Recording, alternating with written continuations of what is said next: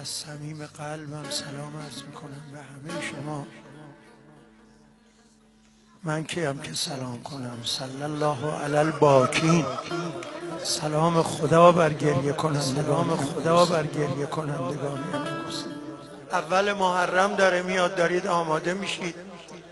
کمی یزد بچه نوجوانایی هست توی کوچه میدانی یه خیمه زده بودن که عزاداری کنن، پول نداشتن آقا دعوت کنن، شام بدن. اومدن پیش یکی از تجاری هست، گفتن آقا ما میخوایم حاج آقا عزاداری کنیم، پول نداریم. گفت هر چی بخواید این دست چک منو بگیرید، هر چی میخواید بنویسید، کم ننویسید، باید مجلستون آبرومند باشه.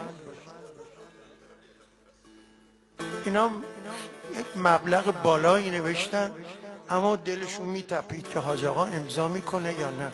حاج آقا وقتی خواست امضا کنه دستشو گذاشت رو مبلغ که نبینه چقدر امضا کرد. ای قربون این معرفت.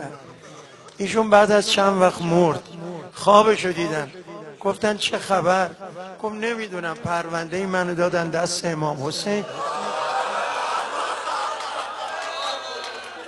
آقا روشو برگردوند امضا کرد.